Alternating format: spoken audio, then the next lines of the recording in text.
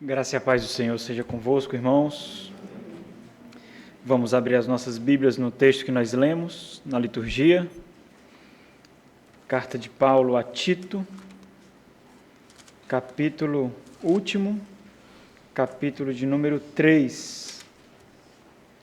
Tito, capítulo de número 3. Nós iremos hoje finalizar a exposição dessa epístola. Possivelmente nós, na próxima oportunidade que estiver aqui, nós iremos ver um resumo de toda ela, mas a exposição de fato, nós chegaremos ao fim hoje. Então deixe-me fazer alguma introdução para a gente contextualizar um pouquinho tanto da epístola em si, como da mensagem que será trazida hoje. A epístola de Paulo a Tito, ela é muito objetiva, muito curta. Paulo ele vai direto ao ponto aqui. Então, em sua viagem com Tito à ilha de Creta, algumas deficiências e algumas deformações foram encontradas naquelas igrejas essas que não haviam sido fundadas pelo apóstolo Paulo. Tais deformidades encontradas ali estavam corrompendo aquelas igrejas, a tal ponto delas não serem mais identificadas como igrejas de fato, casa do Senhor, habitação do Senhor, coluna e baluarte da verdade. Se elas não fossem resolvidas, elas poderiam então ser consideradas aquilo que Paulo já chamou algumas vezes em alguns locais como sinagogas de Satanás. Contudo, nós podemos dedicar tempo observando essa missão de Paulo aqui. Se a gente parar para pensar um pouquinho como é interessante essa dinâmica, Paulo visita essa ilha, observa as igrejas ali, observa a urgência de tratar aquelas deformidades, aquelas deficiências, mas Paulo não pode fazer isso. Não podendo fazer isso, então Paulo deixa o seu delegado ali. Paulo deixa Tito com essa tarefa. E ele fica em Creta com essa missão. E aqui de cara nós já temos aqui uma aplicação muito óbvia. A beleza e o benefício de ter cooperadores. Outras áreas ficariam descobertas naquele momento devido à falta de cooperadores para a obra do Senhor. Se Paulo não tivesse Tito, se Paulo não tivesse Timóteo, se Paulo não tivesse outros cooperadores. Se Paulo não tivesse outros cooperadores, então Paulo iria ter que escolher se seguia a missão para atender outras necessidades do reino, ou então se ficaria ali em Creta para atender as necessidades que ele viu ali. Mas isso não foi necessário, porque Paulo foi munido pela graça de Deus com cooperadores. E por causa disso, as deficiências daquelas igrejas poderiam ser assistidas. E essa é a missão de Tito. Tito, então, e aí outra beleza disso, prontamente atende a sua missão. Não tem nenhuma conjunção aqui, não tem um mas, não tem entretanto, não tem contudo, simplesmente ele atende a sua missão. Algo muito diferente do que acontece hoje. Hoje os missionários escolhem o seu campo, hoje os pastores escolhem para onde querem ser enviados, hoje os seminaristas colocam muitas dificuldades para a sua atuação, mas não é isso que acontece aqui. Isso quer dizer que as necessidades que estavam causando ali as deformidades naquelas igrejas seriam supridas pela disposição de um homem, debaixo do profundo senso de vocação para se gastar pelo Senhor da obra e pela obra do Senhor. E isso está em extinção, irmãos. Extinção. O homem com um profundo senso de vocação, não desejando fazer turismo, como muitos missionários, agências missionárias, evangelistas, pregoeiros aí da palavra de Deus, mas com a firme convicção de que para onde o Senhor da obra o enviasse, ali o Senhor estaria com ele. Então não era difícil o suficiente ao ponto dele não ser assistido, porque o Senhor estaria ali com ele. Portanto, Paulo está na ilha de Creta, observando o cenário, os problemas, cenário problemático ali. Ele deixa Tito e, em seguida, segundo o final dessa epístola, como nós vemos aqui, ele envia essa carta-instrução que hoje nós temos aqui, irmão. E de forma muito basilar, a solução daquelas igrejas iniciam diante da necessidade de ser consagrado líderes. Tanto que uma das primeiras questões tratadas por Paulo é essa. Paulo direciona Tito a separar homens realmente vocacionados por Deus. Porque existiam homens ali que estavam assumindo a vanguarda da igreja, mas aqueles homens deveriam ser depostos daquela posição que ocupavam.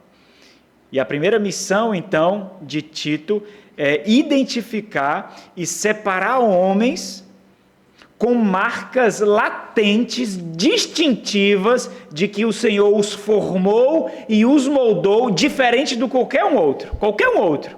Homens especialmente criados na mente de Deus, antes da eternidade, para moldar, embelezar, cuidar da noiva do Filho dele, de Cristo Jesus.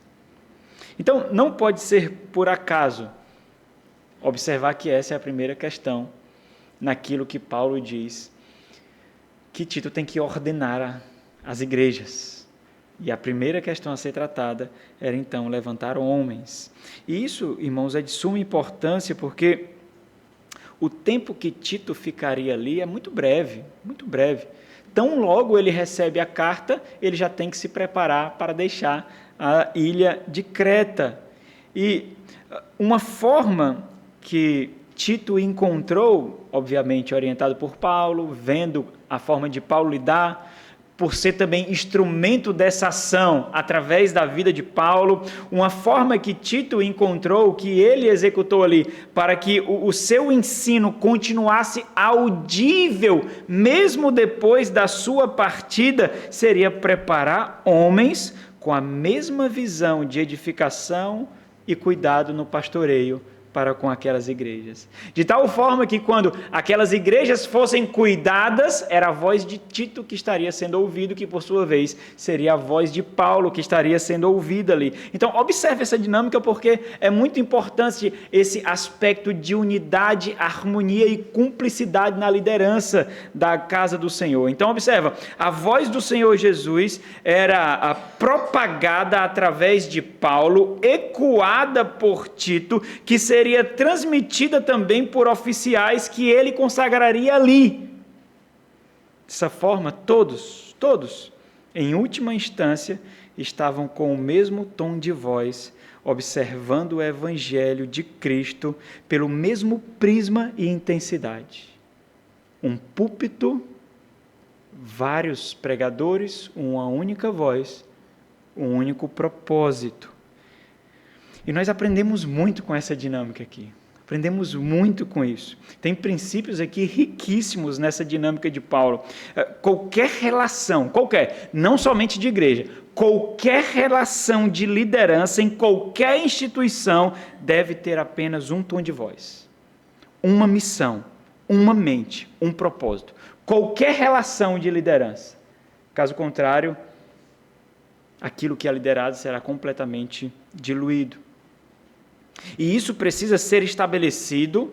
Tem riscos aqui, claro que tem risco. A nossa carne se debate, a nossa carne lateja, o nosso pecado grita. Então tem riscos em fazer isso.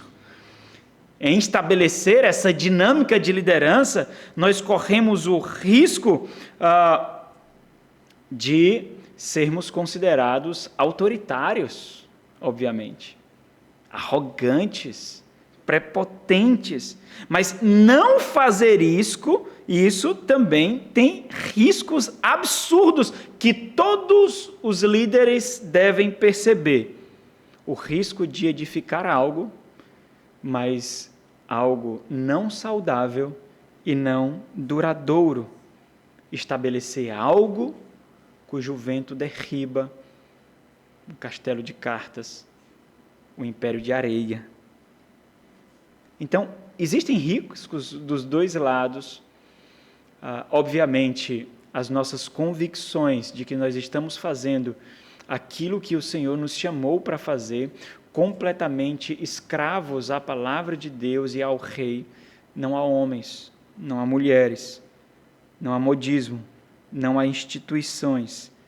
Nós recebemos alguns adjetivos negativos e nocivos, mas nós cumprimos a vontade do Rei. É justamente por isso que, ao fazer essas exposições aqui das epístolas pastorais, nós estamos ao mesmo tempo formando e expondo a nossa própria filosofia ministerial de igreja.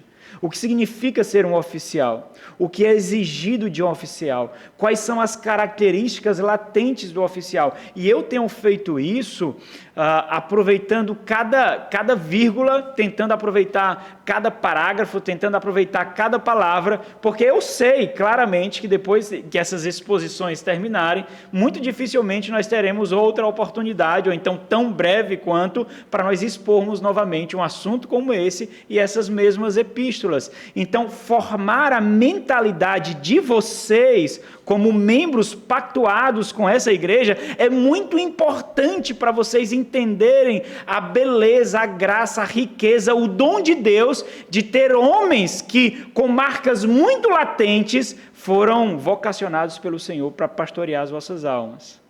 É a certeza de que aquele que me apresentará diante do Senhor, como aquele que me guardou, me preservou e me nutriu, aquele é possível ver a mão de Deus, a graça de Deus, as características de Cristo. Quem são os oficiais? Nós temos visto. O que esperar dos oficiais? Nós temos visto. Quais características não devem existir dos oficiais? Como devem ser as suas famílias? Como devem ser os seus filhos? As suas esposas? Como deve ser? Nós temos observado, refletido, nós temos maturado, nós temos aplicado aquilo que Paulo aqui coloca como princípios essenciais para a igreja de Deus, nessa lida ministerial, nessa peregrinação dos obreiros do Senhor. E hoje nós encerraremos a exposição dessa epístola que Paulo escreve a Tito. E Paulo encerra então, nessas porções finais nós vemos isso, já acabou o corpo da carta, Paulo não está mais no corpo da carta, agora nós vemos os direcionamentos de Paulo através das palavras finais que ele dirige a Tito, com instruções das próximas missões. Então, é essa pegada que dá o tema da nossa reflexão hoje. Paulo, tão logo comissionou Tito, na carta que envia, já expõe as próximas missões para ele, tanto para ele, como daqueles cooperadores com quem ele se encontraria ali. E algo que de forma muito viva e absurdamente latente, é algo que todos esquecem com uma facilidade surpreendente, mas os obreiros do Senhor não podem esquecer. A obra do Senhor não para. Às vezes nós nos esquecemos disso. É impressionante como essa percepção tão pungente para aqueles que realmente se dedicam intensamente aos propósitos do reino. É impressionante como passa desapercebido na mente daqueles que fazem parte da igreja, que vivem a vida da igreja. E isso é tão difícil de ser administrado, esse fato de que a obra do Senhor não para. É muito difícil de ser administrado naqueles que vivem intensamente para a obra do Senhor, porque nós podemos correr o risco de sermos insensíveis. Nós podemos correr esse risco de sermos insensíveis, mas o fato é que a obra do reino de Deus, ele não para devido às suas enfermidades. Você está enfermo, a obra do Senhor continua. Não para por causa das suas enfermidades, a obra do Senhor não para por causa das suas dificuldades no lar. das suas dificuldades no casamento, das suas dificuldades emocionais, das dificuldades econômicas de uma nação, da corrupção da política, por causa de uma pandemia, epidemia, a obra do Senhor simplesmente não para. E a dificuldade de administrar isso é porque existe uma tensão absurda. E o risco de ser reputado como insensível é grandioso. Mas a grande realidade é que, se você for realmente honesto comigo, se você for realmente honesto na sua reflexão, na sua consideração, você não discordará de mim nessa reflexão que farei agora. O avanço do reino simplesmente não para devido às suas necessidades e devido às suas complexidades. Não para.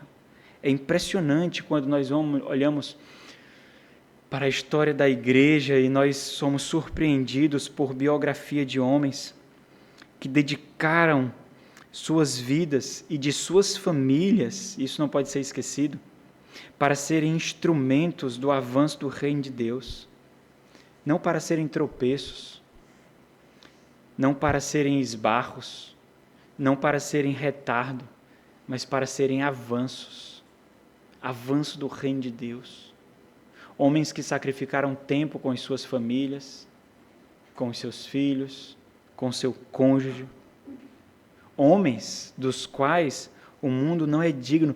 Aquelas biografias que você inveja a piedade. Você inveja a piedade. Você inveja a piedade daquele homem. Você inveja a piedade daquela esposa, daquela mãe. Você observa a educação redentiva com o propósito eterno que aqueles filhos recebiam. Mas você mesmo não está disposto a fazer isso. Você se contenta em ler. Você se contenta em conhecer. Mas você mesmo não está disposto a fazer isso. Nós olhamos mulheres e filhos que compreendiam profundamente o que significava a ausência dos seus maridos. Compreendiam. Não mulheres egoístas de hoje. Ele não passa um tempinho comigo. Elas compreendiam profundamente o que significava a ausência dos seus maridos. De tal forma que elas entendiam profundamente que, na verdade, eles não estavam ausentes, eles estavam com o Senhor, fazendo a obra do Senhor, cumprindo o mandado do Senhor. Eu não vejo o seu marido aqui estar a serviço do Senhor. Mas o seu marido não está aqui hoje, foi se encontrar com o Senhor. Foi responder ao Senhor. Foi comissionado pelo Senhor. Infelizmente, essa não é a realidade de hoje. Hoje, a dificuldade de separar obreiros é porque nós temos que lidar com famílias egoístas, com esposas egoístas, com filhos egoístas, esposas mimadas, inundadas emocionalmente por uma cultura absurdamente afetiva, que não entende que aquele homem, aquela mulher, aquela família foi selecionada pela mão de Deus de forma absurdamente, eu amo essa palavra, absurdamente privilegiada para se gastar pelo Senhor. E muitos não são. Não são. Mas inundado por uma cultura de consumo emocional, consumo afetivo, sem perceber que aquela saudade que sente, aquela ausência que sente, ecoará na eternidade e servirá para salvar pecadores. Salvar pecadores. John Owen, ele disse o seguinte: o vigor, poder e conforto de nossa vida espiritual depende da mortificação das obras da nossa carne. O grande problema desse tipo de consumismo emocional, o grande problema desse tipo de arrogância emocional é porque ela parece muito límpida. ela parece muito positiva, ela parece muito verdadeira, não parece pecaminosa. E eu quero dizer algo para você, para muitos não é pecaminoso não, mas para aqueles que foram chamados pelo Senhor é. Esse é, aí é. Porque é um chamado específico, para uma obra específica, com um privilégio específico. O ponto de Paulo, nessa porção final, é de que a intensidade dos cooperadores deve ser maior, bem maior e mais vigorosa do que a intensidade do mundo. A intensidade do reino parasitário presente, que se debate com o avanço do reino dos céus, que tocou em Cristo Jesus essa presente era, e ele não pode prevalecer diante do avanço da igreja do Senhor. Na mente desses, portanto, deve residir a constância do serviço ao rei na edificação do seu povo como oferecimento de sua vida, como oferta de libação ao Senhor e como evidência disso a obra do Senhor. E essa percepção, ela dá o tom da nossa reflexão hoje. A intensidade da obra do Senhor. A intensidade da obra do Senhor. O que é exigido? O que essa intensidade exige? Pelo menos aqui nós vemos 4 pontos, né? Exige vigor, solidariedade, vigilância e amor. Versículo 12, 13, 14 e 15. Vigor, solidariedade, vigilância e amor. Então vamos fazer uma segunda introdução agora, antes de começar os pontos, só para mostrar a minha dor e não ter tido tempo suficiente para refletir sobre isso. Porque esse é um tema tão pungente, tão experiencial para mim, tão latente, que eu queria realmente ter tido tempo suficiente para fazer umas 4 pregações nesse tema aqui. Mas como eu vou viajar, eu tinha que terminar essa exposição hoje. Quando nós observamos as Sagradas Escrituras, eu tenho plena convicção disso, e se você for honesto mesmo, você vai ter essa convicção. Quando nós observamos as Sagradas Escrituras, algo fica muito presente no enredo que nos é apresentado ali. E o que fica presente é ao contrário do que nós vemos hoje em crentes e em oficiais, é muito diferente. Quando nós olhamos o enredo das Sagradas Escrituras, então, lembra aí da leitura bíblica que você já fez, da Bíblia completa. Lembra, coloca na sua mente agora, o que fica muito claro, muito presente ali, não é a apatia, não é a sonolência, não é a preguiça, não é a frouxidão, não é o medo, não é a ausência, não é a omissão. Poderia continuar, né? Não é o desinteresse, não é a negligência, não é o desleixo, não é a inércia, não é a inatividade, não é a passividade, não é a letargia, não é a lerdeza, não é a estagnação. O que fica muito evidente ali é a intensidade da obra. A intensidade, a ousadia, o fervor, a audácia e a coragem. Você tem que lidar com homens assim. Se você está numa igreja com essa característica, você vai ser exposto, porque você tem que lidar com homens assim. Homens assim. Com essa intrepidez e ousadia que expõe frouxos e preguiçosos. Perto desses homens, o seu amor ao mundo é absurdamente evidenciado. Sem esforços. Fica nítido, claro, latente, que o seu amor ao mundo está presente em sua vida, em sua família, no seu lar, nos seus objetivos. Você é exposto. Sem esforços. Você é exposto. E se você vem de igrejas que não têm essa pegada, chega ao ponto de você questionar a sua conversão. Uau! Isso é fé? Isso é igreja. Eu acho que eu nunca fiz parte de uma igreja de verdade. Uau! Mas isso é natural. Não existe nenhum esforço para isso. Não é algo mecânico, não é algo fabricado. Não é. Faz parte da vigorosidade daqueles que entendem que morrerão para encravar as marcas de Cristo em todos aqueles que ele tocar. Todos.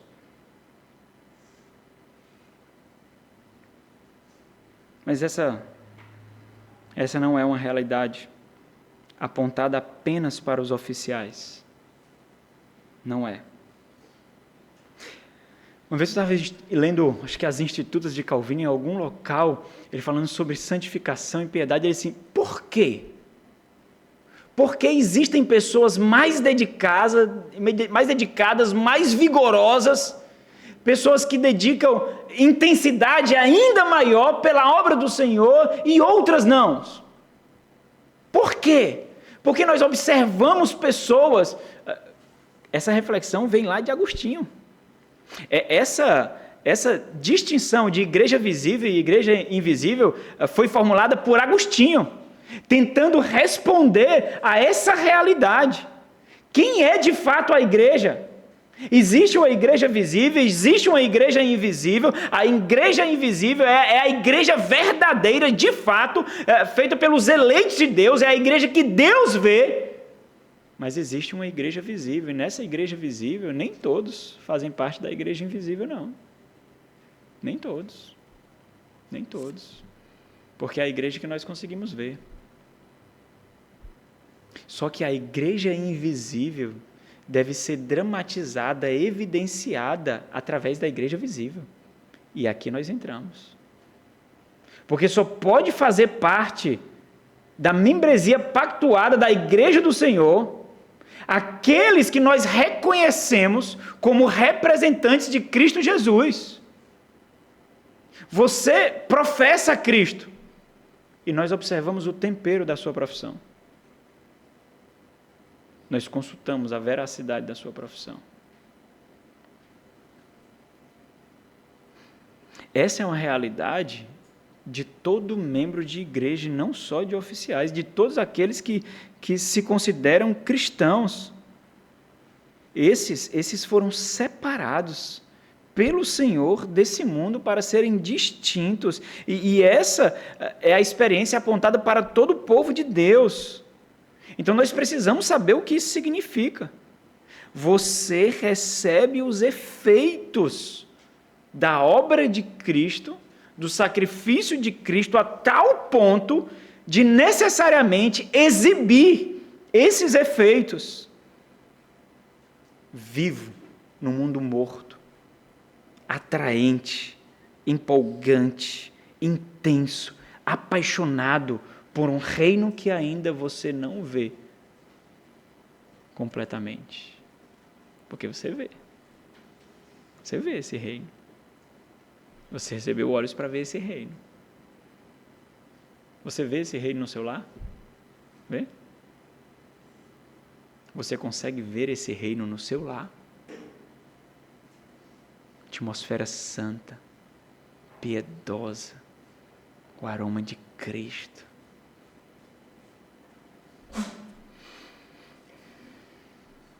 As palavras finais de Paulo, então, destacam justamente isso. Mostrando para Tito que a obra ainda não acabou. A obra do Senhor continua. E eu fico imaginando o peso de Tito aqui. Tito não está de férias, não. Tito foi deixado lá com um problemão em suas mãos. Não foi só uma igreja, não. Várias igrejas na ilha de Creta. Para resolver o problema de várias igrejas que não o conheciam. Muito provavelmente. Eu tinha ouvido falar de Paulo, obviamente. Mas Tito? Não.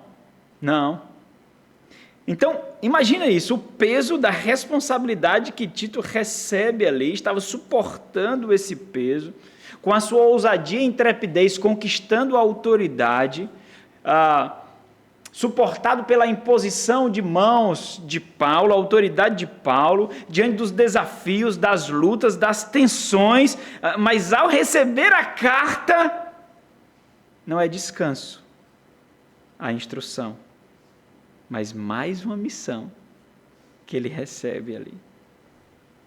O que isso exige, então? Primeiro ponto, vigor, versículo 12.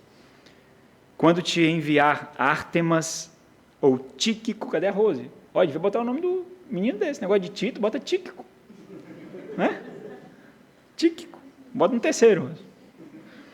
Quando te enviar Ártemas ou Tíquico, apressa-te a vir até Nicópolis ao meu encontro. Estou resolvido a passar o inverno ali. Irmãos, muito provavelmente,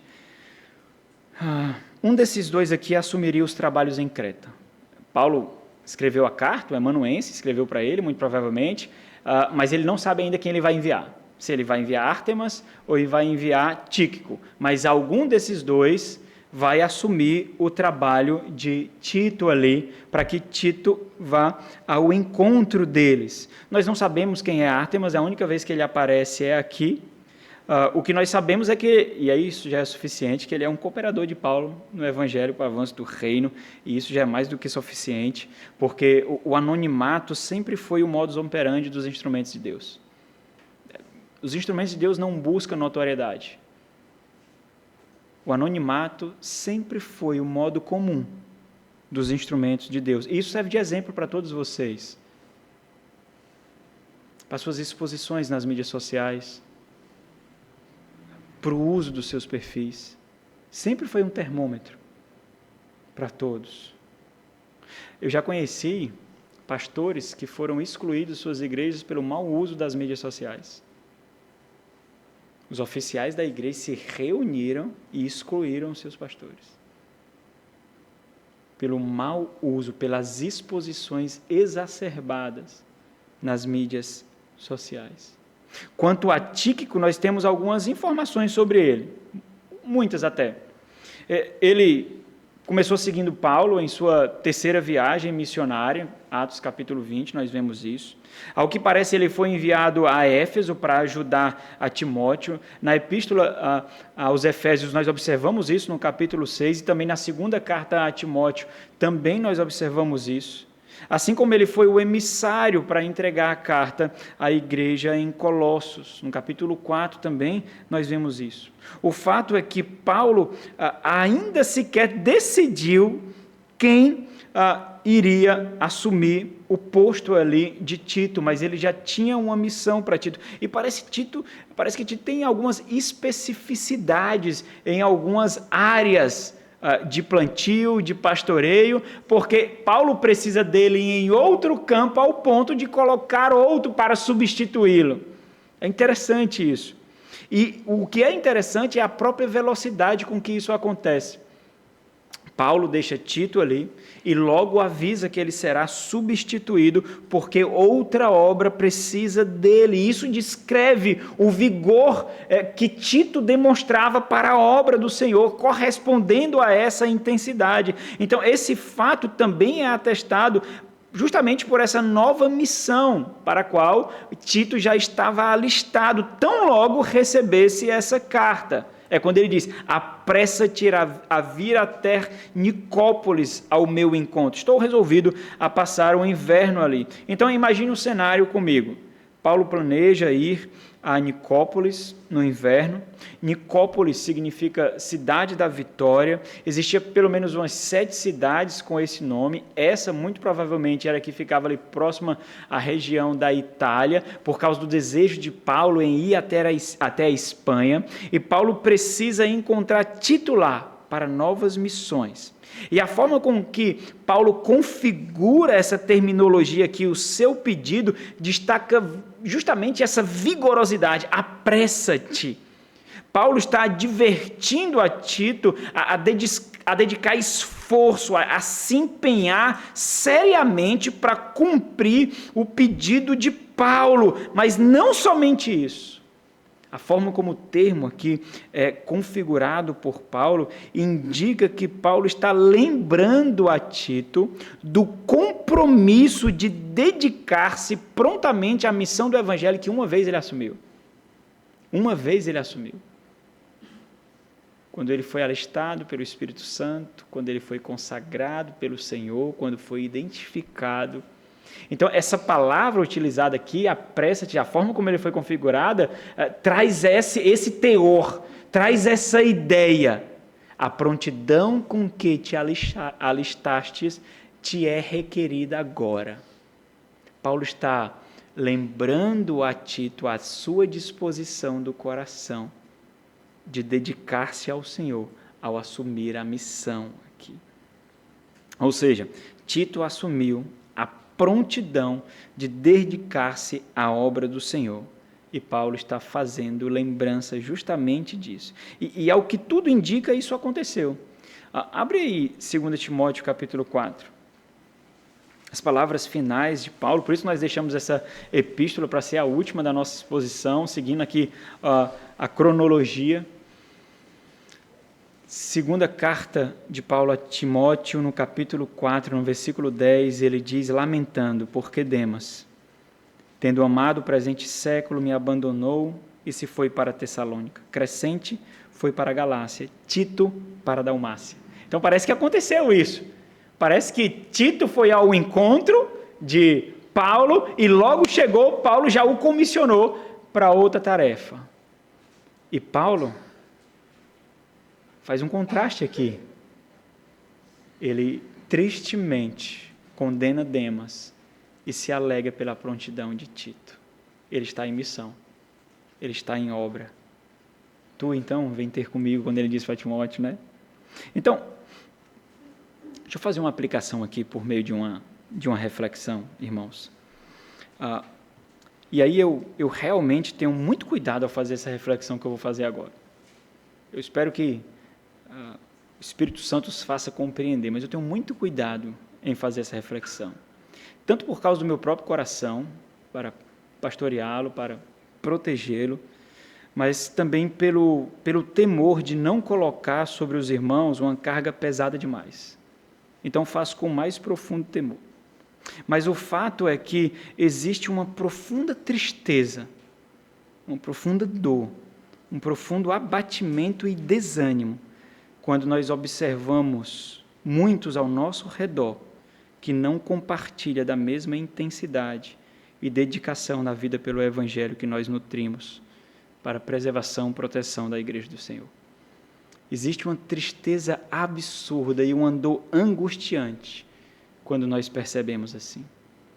Ninguém percebe a urgência que nós percebemos, ninguém percebe o peso que nós percebemos. Quando isso acontece, existe uma tristeza absurda.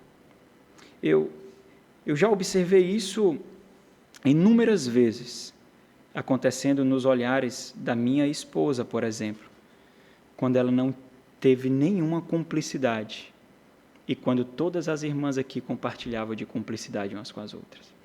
Eu já experimentei isso nos olhos da minha esposa inúmeras vezes. Inúmeras vezes. E isso fere o coração. Fere absurdamente o coração. Quando você tenta descrever o senso de urgência da obra do Senhor, do que é preciso ser feito, e aqueles que são alvos dessas palavras simplesmente não captam. Eles ouvem as palavras, mas não pegam a atmosfera, eles não pegam o peso, eles não pegam a urgência, eles não se apropriam, eles não abraçam, porque tem uma enxurrada de entulhos no seu coração com que essas palavras concorrem. Isso acontece muitas vezes, irmãos. Muitas vezes acontece. Mas quando isso acontece, e não são poucas vezes que acontece, é como uma faca penetrando na alma, infringindo abatimento e dor. A intensidade da obra do Senhor exige vigor. A intensidade da obra do Senhor exige vigor. E eu quero contar aqui um caos ao iniciar essa obra aqui. Ao iniciar essa obra, todos os obstáculos encontrados eram nessas características. Todos. Hoje não são todos não, claro, né? Senão eu tinha morrido. Né? Ainda tem. São poucos não, mas tem. Mas ao começar essa obra aqui, muitos serviam de âncoras para o avanço da obra. Eles queriam que a velocidade da rotina deles, da intensidade deles, fosse a adequação para a velocidade da obra do Senhor. Era no tempo deles, era na velocidade deles, era com a intensidade deles. Certo dia, ao tentar marcar um retiro para a igreja, algo que nós não tínhamos experimentado ainda, mas nós não tínhamos nem recurso para isso, nós íamos participar de um retiro de outra igreja, da Igreja Batista de Parquelândia, mas ao tentar organizar esse retiro, acabei recebendo inúmeros retornos negativos, daqueles mais desanimadores possíveis. E aí, eu conversei com uma dessas pessoas, um desses irmãos, e eu questionei, eu disse, meu irmão, você realmente acredita que a igreja deve andar segundo o seu ritmo? Realmente você crê nisso? Por quê? Porque os irmãos trabalhavam todo domingo. Era de domingo a domingo. Tinha culto que não tinha um homem na igreja. Até eu fazer uma oração imprecatória, mas fiz uma oração imprecatória mesmo. Para que todos fossem demitidos. Porque pelo menos nós repartiríamos o saco de arroz e o pão. Até a Laninha veio chorando. Oh, peça para que papai perca emprego não, pastor. Orei sim. E aí eu perguntei a esse irmão, disse, irmão, você acha realmente que a igreja deve andar segundo ao seu ritmo, na sua velocidade? E eu disse para ele, entenda uma coisa, se fosse para a igreja andar no seu ritmo, na sua velocidade, vocês não precisariam de um pastor de tempo integral. Qualquer um poderia fazer esse serviço aqui. Se fosse no seu ritmo, com as suas características, com a sua velocidade, um pastor em tempo integral aqui é perda de tempo. Não precisa disso tudo. Vocês não vão comer a quantidade de alimento que é preparado. Não existe essa necessidade. Bom, ele não gostou muito, não. Mas as suas negatividades ele deixou em secreto. Não foi mais uma pedra de tropeço. E é justamente essa necessidade que chama a outra urgência que nós vamos refletir agora. Se a intensidade da obra do Senhor exige vigor, a intensidade da obra do Senhor exige solidariedade. Oh, irmãos, aqui poderia passar 4 horas falando. 4 horas. A garganta ia arrebentar e ia continuar falando. A obra do Senhor, a intensidade da obra do Senhor exige solidariedade. Versículo 13. Encaminha com diligência Zemas, o intérprete da lei, e Apolo, a fim de que não lhes falte coisa alguma. Bom, é provável que Zenas e Apolo, eles passariam por Creta em alguma viagem missionária que eles iriam realizar. No meio dessa viagem estaria Creta, e eles também, é provável que esses que passariam ali Creta fossem aqueles que estão levando essa carta em instrução a Tito, mas o que é interessante aqui é que a mesma disposição que Tito deveria ter para responder o pedido de Paulo, aquela urgência, aquela vigorosidade, apressa-te, essa mesma disposição para ir até Nicópolis, é agora as mesmas características, as mesmas configurações do termo aqui, são utilizadas para mostrar que Tito deveria dar suporte a Zenas e a Paulo. Quando ele diz encaminha, a ideia aqui é de ele está recorrendo à mesma prontidão para ajudar que está imbuída na disposição de Tito a obra do Evangelho. Então ele está recorrendo a essa prontidão de ajuda para que Tito ofereça o suporte necessário para que esses irmãos pudessem ser revigorados e seguir viagem. Ou seja, eles deveriam ser cuidados, deveriam ser amparados, eles deveriam desfrutar de amor fraternal, cumplicidade, hospitalidade, solidariedade, como revigoramento antes deles seguirem viagem para a missão. Por isso, Paulo enfatiza. Os dois termos são utilizados. Geralmente, quando nós encontramos nas Sagradas Escrituras termos tão enfáticos assim, elas são traduzidas para a nossa língua usando 3 palavras, 4 palavras, para tentar mostrar a intensidade.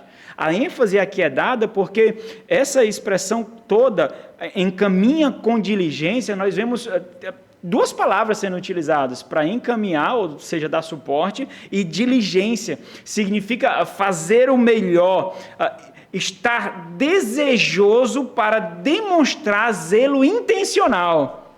Essa deve ser a exposição do teu coração.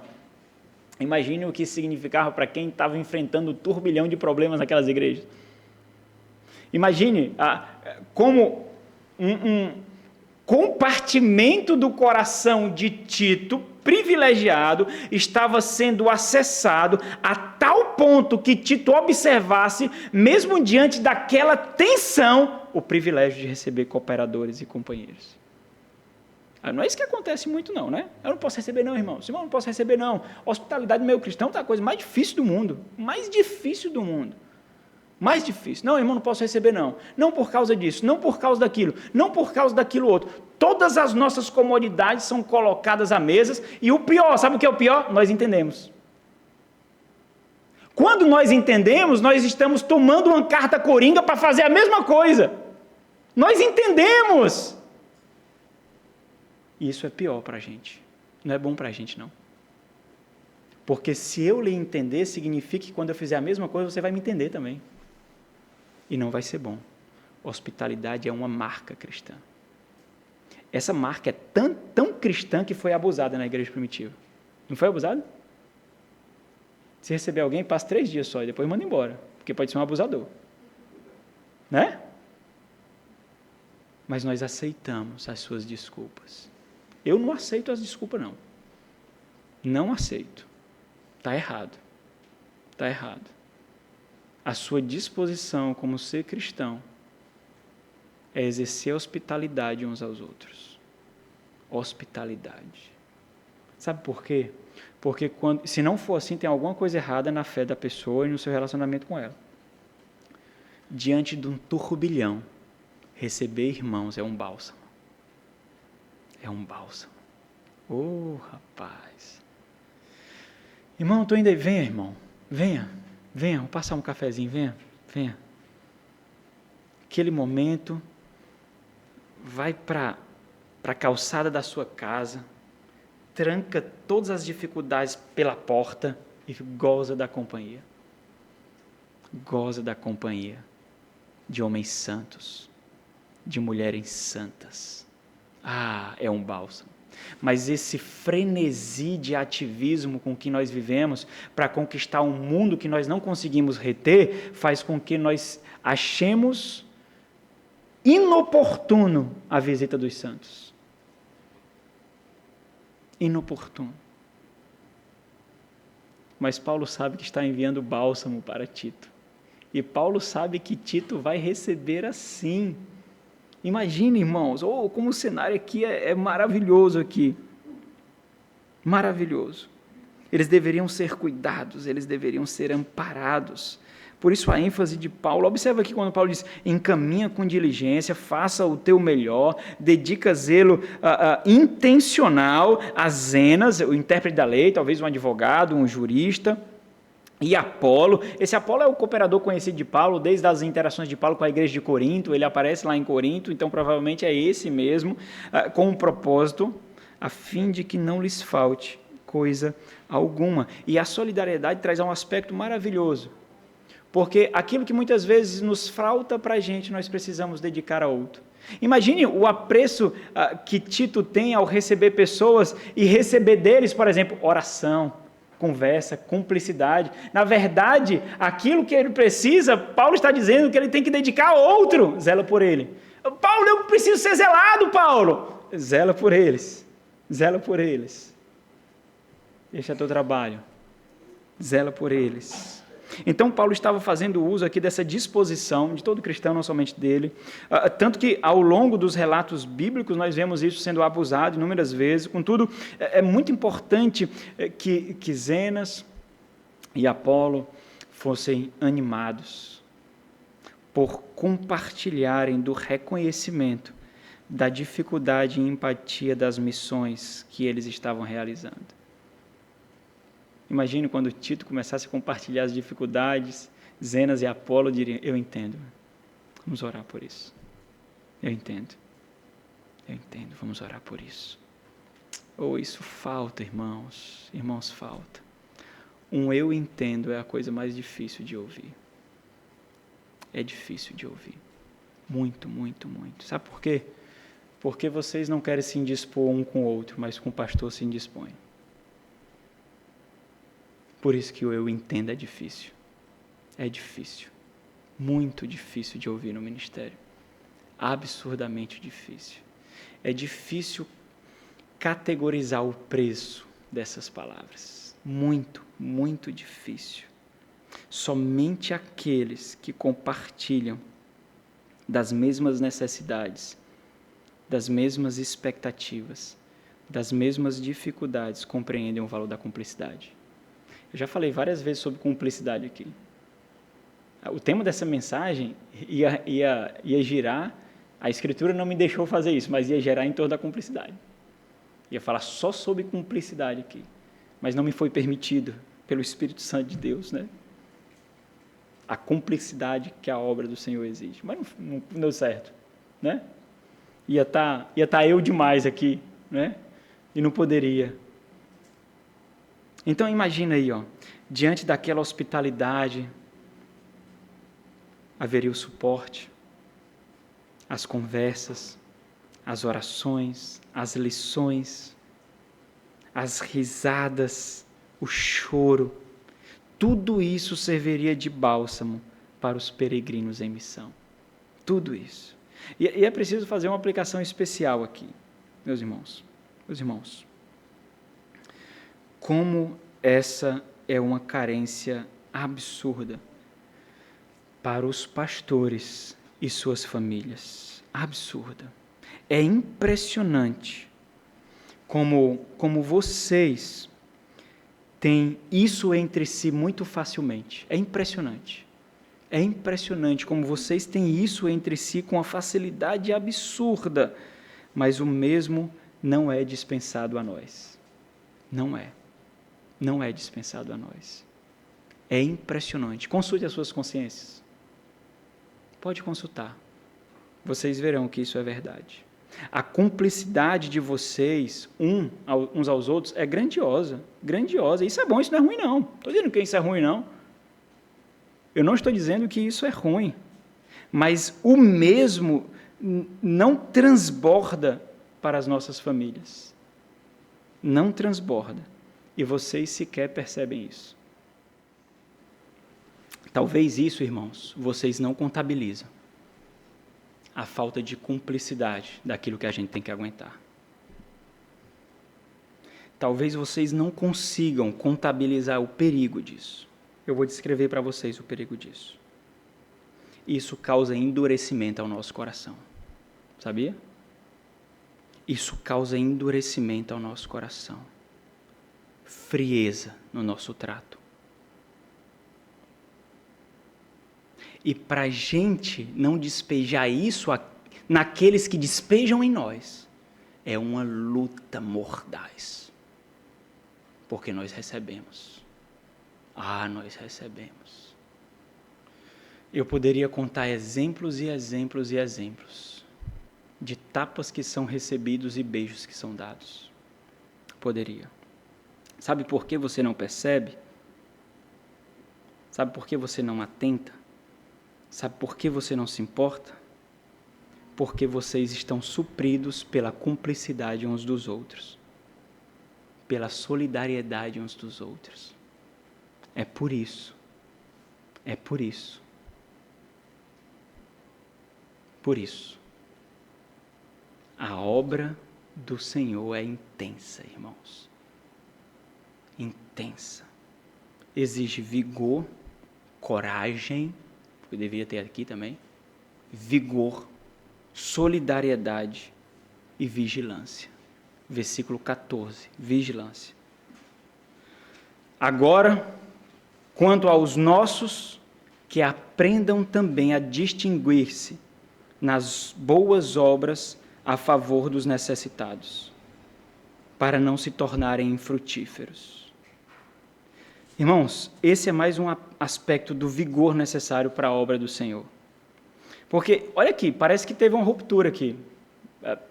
Paulo mudou de tema aqui de uma hora para outra, né? Isso mostra a intensidade. Mesmo diante da missão exercida ali por Tito, da nova missão que ele aguardava, da necessidade de ser diligente na solidariedade, no cuidado nas viagens de Zenas e Apolo, Tito não deve perder de vista a necessidade constante daqueles cristãos que seriam destinados naquela sociedade. Eles deveriam exibir as marcas latentes de Cristo naquela sociedade. Cuida deles. Observa, presta atenção, para que eles aprendam a distinguir-se. É o que Paulo diz, agora quanto aos nossos, ou seja, os cristãos, a igreja do Senhor, que aprendam também a distinguir-se nas boas obras. E era isso que estava faltando na igreja de Creta. Era justamente isso que estava faltando. Eles professavam a fé, mas não dramatizavam essa fé. Não exibia obras, não exibia evidências dessas obras. Conduta deles, o comportamento deles era comportamento de ímpios, de incrédulos. Por isso eles deveriam se exercitar nas boas obras para que eles não se tornassem infrutíferos. Observa aqui que ser frutífero, ser fértil aqui, essas boas obras é um exercício mesmo. Nós precisamos nos empenhar mesmo para as boas obras. Nós precisamos olhar aquilo que nós estamos frutificando para o mundo, frutificando para a carne, frutificando para a sociedade, frutificando para o trabalho, e olhar aquilo que nós frutificamos para o Senhor, e deve haver uma harmonia absurda, de tal forma que aquilo que nós frutificamos para a sociedade é apenas uma evidência ou uma consequência daquilo que nós frutificamos para o Senhor. Isso se chama vocação. Os puritanos, eles não chamavam o trabalho de trabalho, não. Os puritanos não diziam assim, vamos trabalhar, não. Eles diziam assim, vamos à vocação hoje? Você vai à vocação hoje? Você vai para a vocação hoje? Veio da vocação? Eles entendiam profundamente que aquilo que eles faziam era somente o estabelecimento daquilo para o qual o Senhor o chamou. Porque trabalho parece que tem uma conotação negativa, né? Trabalho, trabalho, trabalho. Vocação, ou seja, eles deveriam compreender que a misericórdia da qual eles foram alvos não deveria ser aprisionada neles, deveria ser transmitida para aqueles que eles estavam exercendo influência ao redor ali na sociedade. Então, observa a dinâmica multiforme aqui do ministério. Essa exortação de Paulo parece completamente desconexa com esse tema, mas é justamente isso que mostra a intensidade do ministério pastoral. Na verdade, isso ratifica essa intensidade e essa tensão constante que circundam o ministério da igreja, as várias necessidades que a igreja tem. A ampla necessidade que a igreja tem. É difícil alimentar ovelhas quando tange os lobos. É muito difícil isso. É muito difícil fazer essa interação.